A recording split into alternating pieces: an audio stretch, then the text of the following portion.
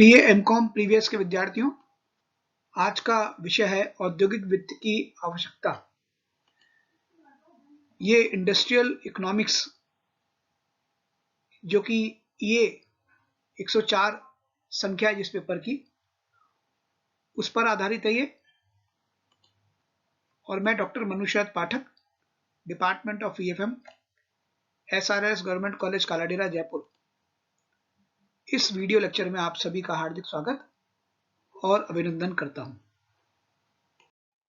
व्यापार के लिए, उद्योगों के लिए आखिर औद्योगिक वित्त की आवश्यकता क्यों पड़ती है? इस गहन विषय को समझने से पहले हमें यह समझना जरूरी है कि औद्योगिक वित्त का अर्थ क्या है। औद्योगिक वित्त जो है विकास के लिए जो कि उद्योगों में किया जाता है, उसके लिए जो वित्त की या मुद्रा की आवश्यकता पड़ती है उसे औद्योगिक वित्त कहते हैं। अब औद्योगिक वित्त की आवश्यकता क्यों पड़ी, इसको जानने से पहले यह अध्ययन करना जरूरी है कि औद्योगिक वित्त का अध्ययन क्यों किया जाए और इसके अध्ययन से किन किन पक्षकारों को लाभ मिलेगा। इसके अध्ययन करने के लिए इसके दो आयाम हैं, या यूं कह दें कि दो तरीके से इसको समझा जा सकता है। प्रथम, जो वित्त के विभिन्न स्रोत हैं, सोर्सेज ऑफ फाइनेंस है, और दूसरा उनका प्रभावपूर्ण तरीके से उपयोग, यानी इफेक्टिव जो यूटिलाइजेशन है उनका। ये दो तरीके से इनको अपन समझ सकते हैं कि अगर औद्योगिक वित्त का अध्ययन करने के लिए दोनों वित्तीय समस्याओं पर एक व्यापारिक फर्म को विभिन्न प्रकार के निर्णय लेने होते हैं। इसको एक उदाहरण से अपन समझ सकते हैं। फर्म अपनी आवश्यकताओं के लिए वित्त बढ़ाना चाहती है, उसके पास दो तरीके हैं। पहला तरीका तो यह है कि बाजार से उधार ले ले वो, और दूसरा तरीका यह है कि लाभांश में कमी कर दे या उसके अलावा अन्य जो खर्चे हैं उसको घटा दे। इस प्रकार से वो अपने वित्तीय आवश्यकताओं को पूर्ति कर सकती है। पर दोनों प्रकार के निर्णय किन किन चीजों को प्रभावित करते हैं, कौन कौन सी समस्याएं पैदा कर सकते हैं। अगर बाजार से लेती है तो निश्चित समय पर ब्याज सहित उसे लौटाना पड़ेगा और इसमें जोखिम भी शामिल है। अगर फर्म लाभांश को कम करती है तो उससे जो अंशों का मूल्य है बाजार का वो गिर जाएगा और जो फर्म की जो गुडविल है उस पर विपरीत प्रभाव पड़ेगा, जिससे आगे जो भारी वित्तीय आवश्यकताओं को जुटाने में जो है परेशानी आएगी। अगर कोई खर्च में कमी की जाए तो उससे फर्म की प्रतिस्पर्धा प्रभावित होगी। अतः विभिन्न वित्तीय विकल्पों के संबंध में निर्णय लेने से पहले सभी प्रकार की संभावनाओं का आकलन करना जरूरी है।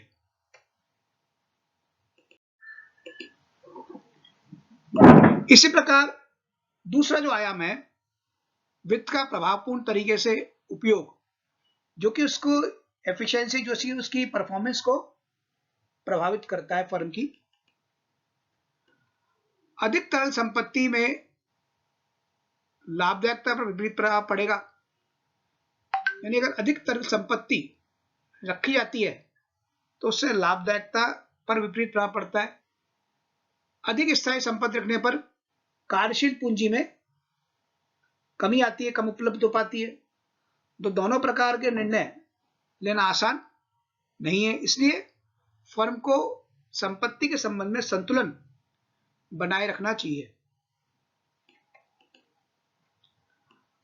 अतः औद्योगिक वित्त का अध्ययन करते समय बाजार की बदलती परिस्थितियों से फर्म व्यवहार के प्रभाव को भी जानना आवश्यक है। अब यहां पर देखते हैं कि औद्योगिक वित्त की जो आवश्यकता है वो किन किन खर्चों को पूरा करने के लिए पड़ती है। एक फर्म चाहे उसका मालिक व्यक्ति हो या वो पार्टनर हो, शेयर होल्डर हो, सभी अपने व्यवसाय से भविष्य में लाभ कमाना चाहते हैं। यानी इस प्रकार से वो विनियोजित करना चाहते हैं जिससे उनका रिटर्न जो है कम से कम समय में मिले, अधिक से अधिक मिलता रहे। व्यवसाय प्रारंभ करने के लिए बहुत खर्चे करने होते हैं, फिर चाहे वो खर्चे मशीन पर हो, फैक्ट्री के लिए हो, कच्चे माल की खरीद के लिए हो, वेतन का भुगतान करने के लिए हो या मजदूरी का भुगतान करने के लिए। फर्म द्वारा जो खर्च किया जाता है उसका रिटर्न आने में समय लगता है, उसको तुरंत रिटर्न नहीं मिलता है। आज व्यवसाय लगा जाता है तो 2 साल बाद, 3 साल बाद उसमें समय लगता है। जिस तरह किसान आज अगर अपनी फसल बोता है, बीज लगाता है, उसके फसल में समय लगता है, एकदम नहीं आता, उसी तरीके से रिटर्न में भी समय लगता है। अतः वित्तीय आवश्यकता व्यवसाय के प्रारंभ से शुरू होकर आगे की सभी गतिविधियों के लिए जरूरी है।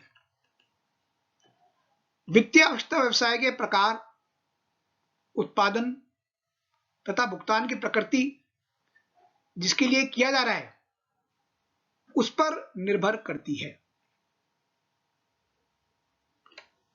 ये सब निर्धारक तत्व एक प्रकार से कि वित्त की आवश्यकता क्यों पड़ती है। बड़े उत्पादन की बात की जाए जिसके लिए गहन पूंजी की तकनीक की आवश्यकता पड़ती है, उसमें बहुत अधिक प्रारंभिक विनियोजन करना पड़ता है और बहुत अधिक मात्रा में कार्यशील पूंजी की आवश्यकता पड़ती है। छोटे उत्पादन स्तर पर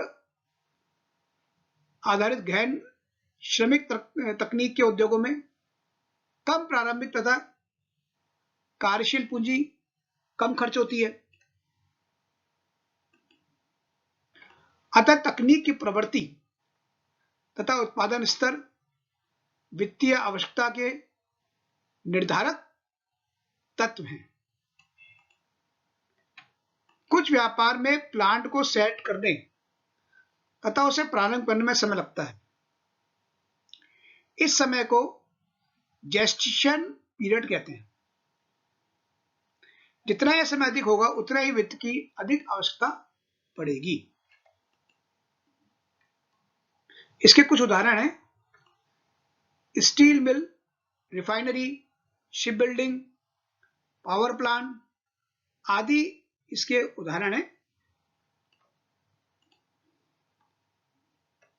एक संचालक चक्र भी जो है वो प्रभावित करता है वित्तीय आवश्यकता को।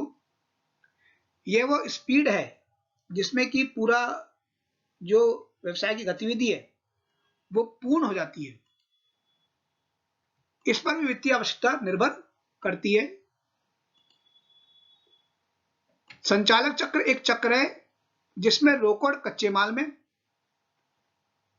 कच्चे माल से स्टॉक में, स्टॉक से माल में और माल से पुनः नगद में परिवर्तित होता है। तो एक प्रकार का चक्र है जो कंप्लीट व्यवसाय की समस्त जो गतिविधि को प्रदर्शित करता है। संचालक चक्र जितना अधिक होगा उतनी अधिक वित्तीय आवश्यकता पड़ेगी, क्योंकि उतना ही माल गोदाम में रखना पड़ेगा, उतने खर्चे बढ़ेंगे। इसके अलावा विक्रय, विकास, विस्तार, लाभांश नीति, उत्पादन नीति, व्यापारिक चक्र, प्रबंधकीय कुशलता पर भी वित्तीय आवश्यकता निर्भर करती है। अंत में कहा जा सकता है कि वित्तीय आवश्यकता सर्वप्रथम प्लांट की स्थापना और अन्य स्थायी पूंजी निर्माण के लिए जरूरी होती है।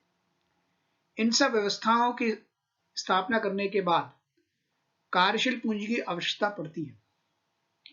वित्तीय आवश्यकताओं का निर्धारण तकनीकी फैक्टर, बाजार ताकतें तथा आंतरिक प्रबंधकीय निर्णय, कार्यकुशलता आदि द्वारा होता है। तो आपने ये एमकॉम प्रीवियस के विद्यार्थियों ने वीडियो लेक्चर देखा जो कि औद्योगिक वित्त की आवश्यकता पर आधारित था। देखने के लिए बहुत बहुत धन्यवाद।